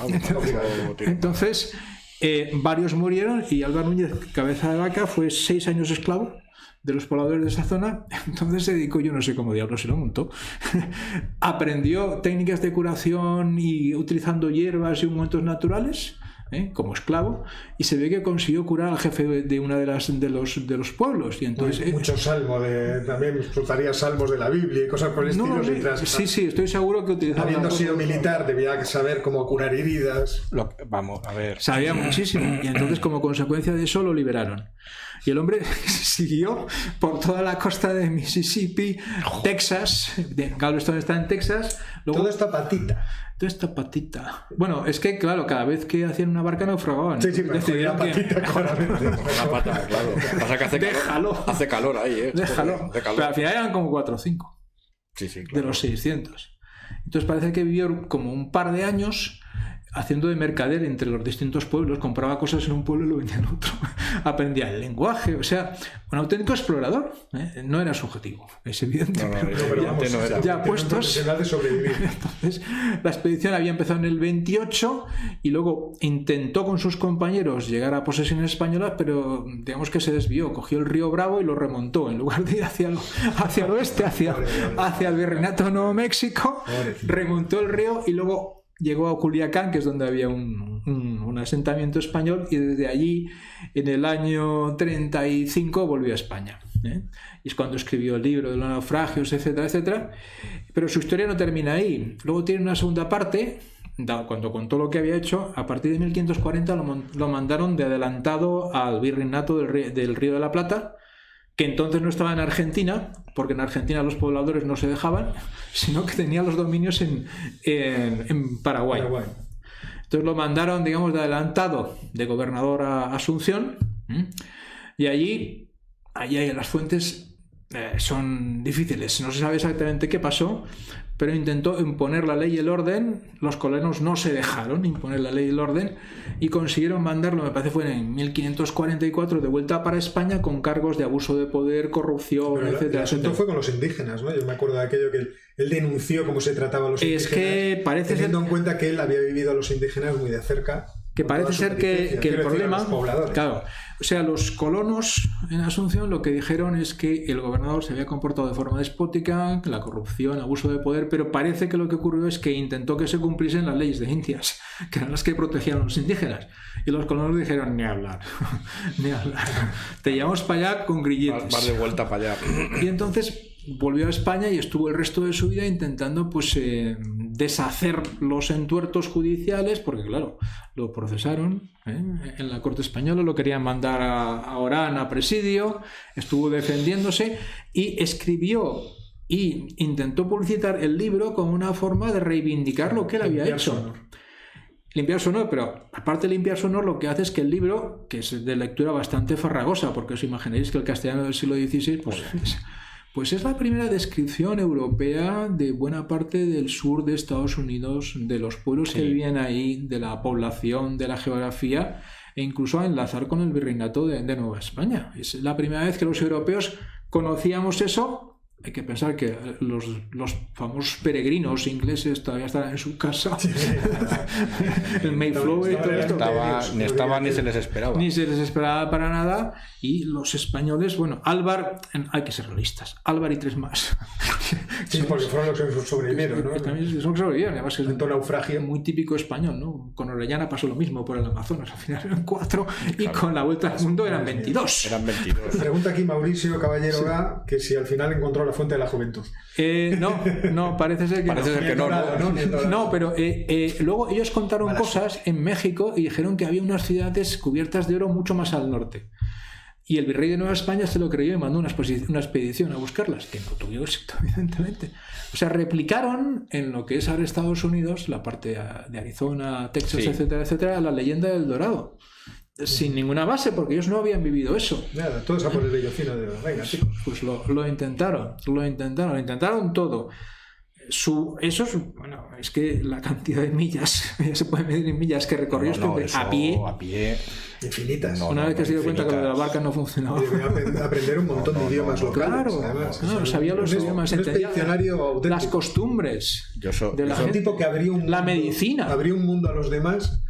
Y se quedó a cabo que le iban a encerrar. Lo único que le quedó fue el libro. Eso es lo que nos legó. Es el libro blanco del libro. Del libro de Nora Frank. El que se lo quiera leer, no aconsejo que se lea todo. Pero está ahí, se pueden leer capítulos porque son... Sobre todo es como una cosa muy inocente, ¿no? Y fuimos para allá y resulta que los indios nos estaban esperando que se conocían el terreno. Nosotros no. Íbamos cargados como acémilas, ellos volaban por las canoas, nos disparaban, se largaban. Me vais a dejar que meta un poquito una cuña de Pánfilo de Narváez, porque es uno de esos personajes trágicos. A mí me cae mal, espero que los espectadores mexicanos me lo perdonen, porque es uno de los que manda, ¿cómo se llamaba? De Velázquez, el que era gobernador de Cuba, manda detener a Hernán Cortés. Sí. Manda a 900 hombres. Hernán Cortés, que debía tener 600, una cosa así, se da la vuelta, le derrota y encima se hace con parte de la tropa, por ejemplo, les dice, vamos a ver, chicos, ¿a dónde vais? ¿A dónde vais? Si os unís, vamos para allá, si no, pues aquí va a haber para todos. Y luego el pobre de aquel fracaso se mete con cabeza de paca y muere el naufragio en el... Pánfilo de Narváez era el jefe de la expedición. Claro que era el jefe de la... Pero vamos, lo de meterse en el pantano de los Everglades con todas las impedimentas que tampoco tenía muchas luces el chaval. A ver, si tú estás acostumbrado a andar por Jerez de los Caballeros... Sí, y por Morón de la Frontera, pues no te metes por un pantano lleno de cocodrilos. Es que a quién se le ocurre, encima con las armaduras. Pero ya lo que iba es que Pánfilo nosotros lo utilizamos para expresar a una persona que es tonta. Pánfilo me parece que significa bueno o ingenuo o una cosa así. Pero después de que Pánfilo de Narváez entrara en la historia, yo creo que se cambió el significado. Cada vez que hablamos de un Pánfilo, yo es que no lo puedo evitar. Veo al pobre Narváez y digo, chico, de verdad, te tenías que haber quedado en casa, es que nada, ni una. No aciertaste. Qué mala suerte. Bueno, pues esta ha sido la apasionante historia del Pánfilo, perdón, del Mirlo Blanco de esta semana. Y ahora tenemos que terminar el programa. Bueno, terminar, porque luego habrá preguntas. Nuestra intervención. Un rato de preguntas. Pero tenemos que hablar de la recomendación bibliográfica. Y además seguimos en el continente americano. Y el libro se llama prácticamente así. Se llama Las Américas, que es un libro relativamente antiguo, de 2004. Es un libro que ha escrito un profesor de la Universidad de Oxford que se llama Felipe Fernández Armesto, es catedrático de historia, y a mí es un libro que en su momento me fascinó, y me fascinó por dos razones. La primera, no sé si os pasa a vosotros, pero los conocimientos que tenemos de historia de América en España son muy escasos. Y de hecho, aparte lo que aprendimos en los colegios de lo que es el descubrimiento, un poquito de los conquistadores, pero tampoco mucho, porque yo creo que ya la historia de Orellana y Cabeza de Vaca prácticamente ni se contaba, y del resto de la historia del continente prácticamente ni se toca ni se sabe. Y eso explica en parte, y además me vino a la cabeza el libro porque en el pasado de Geopolinómicos, uno de nuestros seguidores, que ahora me vas a disculpar, pero no recuerdo tu nombre, nos tiró un poquito de las orejas porque dijo que cuando hablábamos de los temas de América lo hacíamos siempre con una especie de condescendencia. Pero era para puntualizar. Yo lo leí y la verdad es que no estuve de acuerdo, no respondí en su momento. Pero no, puede ser que sea el caso o no, pero yo creo que en buena medida es producto de ese desconocimiento que tenemos de base del... Si me permites una cuna, yo siempre me da la sensación de que cuando hablo de las Españas, las hablo en ese sentido, en que yo siento próximo al continente americano, en lo que es Hispanoamérica, como si fuera todavía parte de una misma unidad política o cultural. Política no, cultural. Cultural, sí. Entonces yo siempre, hoy se lo contaba a mis alumnos del grado de Filosofía Política y Economía, que una vez en México me preguntó una señora, ¿usted qué piensa de los mexicanos? Y yo le dije, ustedes me parecen españoles desatados.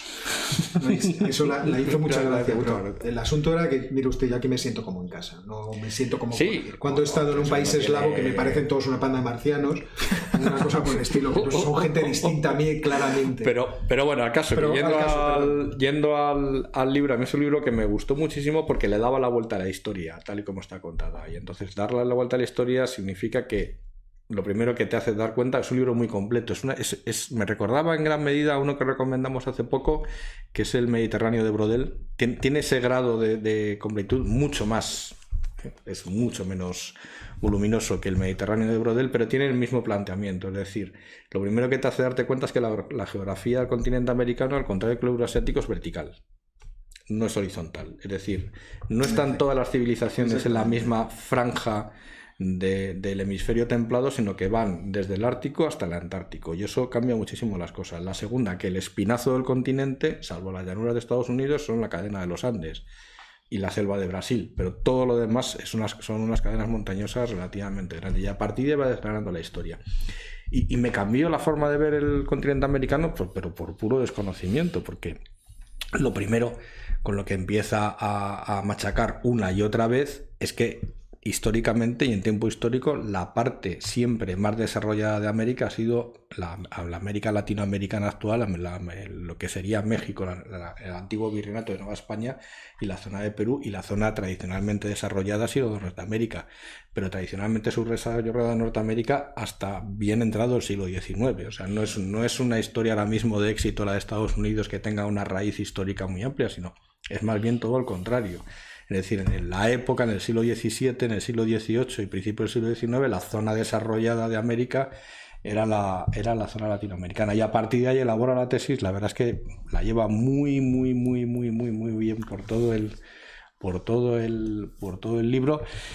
Y está un poco desactualizado porque es de 2004, pero yo creo que de verdad por lo menos a mí me mereció muchísimo la pena leerlo, porque me cambió mucho la forma de entender la situación, lo que ha sido la historia del continente americano, y desde luego la percepción que tenemos de ella ahora mismo. Nosotros como economistas creo que siempre hemos sabido que el origen del dólar estadounidense en realidad es el real de A8 español, pero detrás de eso hay muchísimo más. Que Estados Unidos era una economía subordinada al triángulo comercial que había en América Central alrededor del virreinato de Nueva España. Y bueno, teje toda esa historia y digamos que al final acaba con un mensaje muy optimista acerca del futuro del continente iberoamericano, que yo creo que en la época lo escribió era excesivamente triunfalista para lo que ha sido después, pero aquí lo tenemos.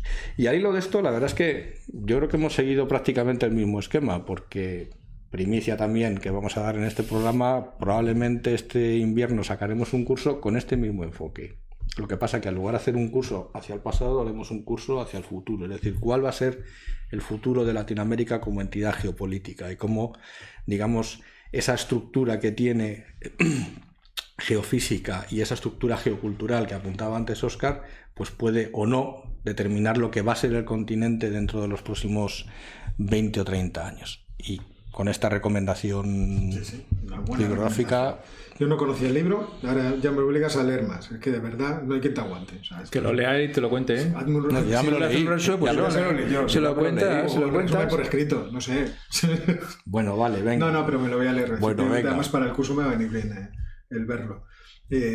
Yo iba a hacer solamente una pequeña apostilla, y es que en realidad cuando toda Latinoamérica se independiza de Europa, Europa se queda en Latinoamérica. O sea, es algo que tenemos que tener en cuenta. Culturalmente, sí. Claro, y muchos españoles, quiero decir, o sea, hay que recordar que esa gente que estaba allí, que conformó aquel mundo, es la gente que se queda. O sea, ese mundo que se crea y se desarrolla, ya no se podía decir a partir del momento que era español. O sea, español por derivación, pero creándose allí una sociedad. Cuenta una anécdota divertidísima que yo la ignoraba por completo. Es que Bolívar, que era un liberal, era republicano, digamos que era de tendencia, vamos a decirlo así, más izquierdista ahora mismo, lidera el movimiento independentista, por supuesto, pero se queda sorprendidísimo que en México quienes lideran el movimiento independentista son los curas. Entonces aquello como que a él le descolocó mucho, pero es muy español también, sí, eso es muy español, no tiene la Bueno, la cosa. Nosotros vamos a seguir comentando alguna cosa, pero si queréis hacer alguna pregunta, hoy se nos ha ido el tiempo. Yo creía que estábamos quedándonos cortos, pero llevamos casi hora y media hablando. Que no puede ser. Esto es una cosa trágica. No puede ser. ¿Cómo nos gusta hablar, por el amor de Dios? Si queréis hacernos alguna pregunta, que no sea, en fin, especialmente complicada, si es de los temas que hemos tratado hoy, si podemos responderlo, pues estamos aquí a disposición. Y esto de los curas, yo es que iba a decir, yo que he vivido mucho a sacerdotes y mundos clericales, hay que reconocer que la política les encanta. Les encanta la política, están metidos en la política. No voy a decir más porque a lo mejor me escuchan como ¿Y a quién no, Óscar? ¿Y a quién sí, no? Pero especialmente porque dentro de lo que es el mundo católico, el sacerdote tiene una especie de posición de primacía cultural y también de política en el sentido de orientación del pueblo. Entonces, hay algunos que no interpretan, a mi juicio, adecuadamente esa posición, y entonces lo que les gusta es mandar. Es decir, no, tú deberías hacer esto, tú deberías hacer aquello y tú deberías hacer lo de más allá. Y esto es una cosa que, en fin, que es bastante habitual. Entonces, como yo ya lo he visto, no me ha extrañado. Y luego tenemos otros antecedentes. Bueno, vamos a dejarlo. Bueno, lo vamos a liar. Preferible contestar preguntas, que será más interesante para todos. Así que estamos aquí a la expectativa de que nos preguntéis algo. This is not television. This is real life. Nos dicen si puedes recomendar algún libro más, dice Juan José Parra Giraldo. Entiendo que es sobre Hispanoamérica. O no. Yo recomendaría novelas. El año de las luces de Arturo Slarpietri, que es un libro estupendo para entender procesos revolucionarios del siglo XIX en Hispanoamérica, muy, muy interesante. Pero no nos hacéis preguntas, así que como no haya preguntas, acabamos el programa rápido, eso es lo bueno. Sobre Líbano, dice Ente Omega 7. ¿Es posible cambiar el modelo de Estado actual? Teniendo en cuenta la distribución étnica del país, no. Pues los poderes ahora están muy bien delimitados. El asunto es si pudieran ir a una democracia occidental, una democracia liberal, pero eso no es posible. Ahí existe la posibilidad de... Hay un bloqueo institucional porque se llegó a un acuerdo por el cual los cargos se repartían de acuerdo con el porcentaje de la población del año 43 y no se ha hecho ningún censo más para no tener que tenerlo en cuenta. Es decir, ¿se puede hacer? Sí. Pero tendría que ser, la única posibilidad es forzando a los que en ese momento eran mayoritarios, que eran los cristianos maronitas, a volver a hacer un censo, a hacer un recuento y a hacer una nueva base de acuerdo. Además, en aquel momento el acuerdo al que se llegó respondía más o menos al reparto porcentual de la población, pero también respondía a una situación en la cual el Líbano era un país relativamente importante en la zona, relativamente rico en la zona, y que pesaba bastante, y lo que se llegó es a un acuerdo de convivencia entre los libaneses. Ahora estamos en una situación en la cual Líbano es un país muy dependiente de casi todos, de casi todos. Por tanto, si desde fuera algunos llegan a un acuerdo, puede cambiar absolutamente el tablero político del Líbano, no desde dentro, sino desde fuera. Ahora, ¿allí cuál sería el principal escollo? Pues seguramente Hezbollah. Seguramente, porque no son un grupo muy mayoritario en términos técnicos, pero tienen una cuota de poder enorme como consecuencia del apoyo de Irán, de las milicias, etcétera, etcétera. Por eso, antes hablábamos de que el interés de Arabia Saudí puede estar a medio plazo en bloquear el Líbano de forma que haga saltar todas las piezas del tablero y se vaya a un nuevo reparto de poder. Pero habrá que ver. Una jugada arriesgada. A ver, me preguntan por aquí. Estados Unidos, dice Ragan, Estados Unidos puede llegar a declarar como terroristas a los kurdos. El PKK es una organización declarada terrorista no solo por Estados Unidos, sino también por la Unión Europea. O sea que el asunto, en fin, está claro. O sea, el PKK lo lleva crudo. O sea, a mí me parece que le van a hostigar desde muchos puntos de vista distintos. Freeways nos pregunta ¿qué creéis que va a pasar tras los ataques marroquíes a camioneros argelinos en la frontera Sáhara? Ya lo hemos comentado, que en realidad puede pasar cualquier cosa. Entonces, sí. No creo que hacer ahora este tipo de política ficción de qué va a ocurrir o tratar de hacer predicciones creo que es erróneo. ¿Qué debería ocurrir? Debería ocurrir que hubiera una mediación diplomática internacional que tratara de pacificar las cosas, sentar a las dos partes en una mesa y tratar de llegar a algún tipo de acuerdo, pero lo malo es que quizá esto a los marroquíes ahora mismo no les interesa, porque Argelia lo que quiere es abrir el campo de juego al asunto del Sáhara Occidental. Y creo que este es el asunto. Sí. ¿Qué posición adoptará España? La de la estatua. Seguramente mirando para allá. Diciendo, ¿qué pasa? No lo sé. Como no estoy mirando... Ahí está Portugal. Allí está Portugal. No... Hombre, tenemos una excusa, estamos todos mirando al volcán en La Palma y entonces no... Claro, por eso... Nos preguntan, porque había aquí una pregunta que me había parecido curiosa. Decía el Rodrich, ¿qué opináis sobre el problema de la fertilidad en el mundo? Que el problema del envejecimiento en Asia y en Europa, en Occidente, es un problema grave para sus economías. ¿Cómo se resolverá y qué problemas? Hay un vídeo en el canal hablando de estas cuestiones por si tienen más curiosidad. El problema es bastante extenso y no podemos tratarlo con una sola respuesta. Pero es un problema que hay que tener en cuenta que es transitorio. La gente se muere. Entonces, pues los que estamos formando parte de los que vamos a envejecer las poblaciones acabaremos desapareciendo y las pirámides de población pues serán planas y más o menos se estabilizará la situación. Sí, y con un apunte, lo serán en casi todos los países. Algunos a corto plazo como España o China, pues somos iguales. Japón. Otros a medio y otros a más Pero largo en plazo. África.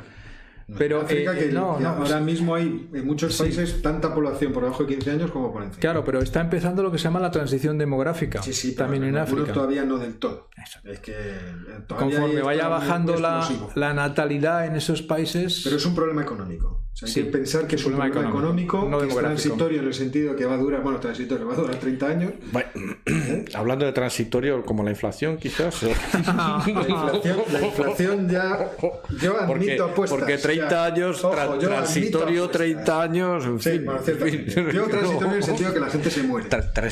Vamos a ver, gente yo se- creo que lo ha dicho bien transitorio desde el punto de vista demográfico. Sí, Sí, exactamente. la transición Claro, desde demográfica. el punto de vista sí, económico, No, va a ser un follón, va a ser un problema. hablamos del gobierno otro día. Exactamente, pero que va a afectar a muchas regiones distintas, por ejemplo, a China claramente. sí. Pero, por poner un ejemplo, igual que en China se prevé que para final de siglo puede llegar a haber solo la mitad de la población que hay ahora, en Nigeria, que tienen 200 millones, se supone que si siguen las tendencias pueden llegar a 700. En esto estoy... Nos pregunta Norax, ¿cómo consideráis que debería actuar España ante el cierre del gasoducto? Es que tampoco tiene mucho margen. O sea, hacer lo que ha hecho, ir allí a decir, señorito, enchufe gas. Porque si no, en invierno vamos a pasar un mal rato. No, vamos a ver, el gasoducto no es un... Hay que entenderlo que no es un castigo a España, sino que es un castigo a Marruecos, porque el cierre del gasoducto lo que hace es cortar el suministro de gas a Marruecos, que Marruecos no se autoabastece de gas como Argelia, y además deja de cobrar los royalties del paso. Es decir, donde quiere... Argelia está haciéndole una guerra económica a Marruecos con el cierre del gasoducto, que nos implica a nosotros, digamos, de paso, pero que en realidad... España tiene capacidad para importar gas, porque lo ha hecho siempre, además de Argelia, utilizando barcos, con barcos de gas natural licuado. O sea que no, digamos que nosotros transitoriamente sí que podemos tener algún pico puntual de a lo mejor de tensión en la cadena de suministro, pero no ahora ni este invierno. O sea, es posible que se produzca algún desajuste en algún sitio, pero que no va a afectar en ningún momento al suministro de gas porque está todo preparado, está todo previsto. O sea que es más, digamos, el principal perjudicado es Marruecos. Por eso decía antes que Marruecos está pidiendo gas a España. ¿Qué quieres? El gas argelino vendérselo, que inventa usted la dirección del gasoducto. Me lo trae. Yo no sé si España está en condiciones de hacer eso, porque entonces los argelinos sí que nos cortan el Claro, gas. y entonces Sí que la hemos liado. ahora que tenemos Y porque tampoco tenemos de sobra. No, estamos con lo justo. Ahora estamos rellenando los tanques, los depósitos que estaban vacíos. Sí. Vamos a ver qué pasa con esto. Y voy a entrar en una última pregunta, porque ya es muy tarde, ya estaréis cansados de vernos, por Dios, por amor de Dios. Estáis 406 todavía, o sea, ¿qué os pasa? Todavía. Os voy a mandar a tomar unas cañas ahora. Pregunta Diego Rodríguez, ¿consideráis importante la visita europea a Taiwán? Ahí estaba el enviado especial Glucksmann francés. Sí, esta mañana he estado leyendo de eso, porque son gestos, y los gestos en diplomacia importan mucho, porque Europa es verdad que reconoce la doctrina de la China única, es decir, Taiwán no es un estado independiente para la Unión Europea, es parte es una región de China, y por lo tanto una visita, no voy a decir de estado, pero una visita de este nivel pues sí que tiene su significado. Esta visita con toda probabilidad es el gesto de la Unión Europea en respuesta a las incursiones aéreas de hace 15 días fueron, ¿no? China es un poquito más, China. Entonces, la respuesta europea suele ser de este tipo, enviar, pues lo hace Estados Unidos también, enviar los representantes del Parlamento Europeo a hacer una visita de cortesía. Entonces cada uno después que lea y que haga la lectura que quiera. Por lo que he leído esta mañana en la crónica, los taiwaneses están encantados de la vida de recibirles, porque se piensan que vamos a hacer algo, no sé qué se pensarán, pero bueno, y los chinos lógicamente están cabreados y han dicho que hacemos allí, que eso es una región de China y que tenían que haber pasado por Pekín antes como deferencia. Entonces bueno, juegos...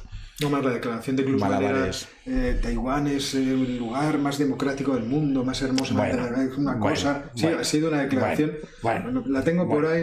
Espérate. Otro día hablamos de las democracias asiáticas, que habría mucho que contar también. Déjame que lo busque. Bueno, dice, es la más viva, robusta e ilustrada democracia de la región. Pero si la región es solo China y Taiwán, a lo mejor tiene razón. Sí, no, o sea, en ese sentido sí. Japón ya la cosa cambia. Si os parece, vamos a cortarlo aquí. Sí. Yo creo que es oportuno. Ahora sois 409, ahora os juntáis más, ahora que nos vamos a ir. En fin, agradeceros enormemente la atención que nos prestáis estas tardes, que se nos hacen tan entretenidas. La verdad que es un gusto poder hacer la tertulia. Así que vamos a despedirnos. Gracias, Ángel. Muchísimas gracias. Gracias, Jorge. Gracias a todos y buenas tardes. Gracias a todos, como dice Jorge, y nos vemos la semana que viene. Cuidaos mucho. Se me ha olvidado decir, con esta bomba informativa cerramos el programa. La de que os cuidéis. ¿Qué bomba informativa? Bueno, ya se me ocurrió alguna. La semana que viene lo preparo. Venga, nos vemos la semana que viene.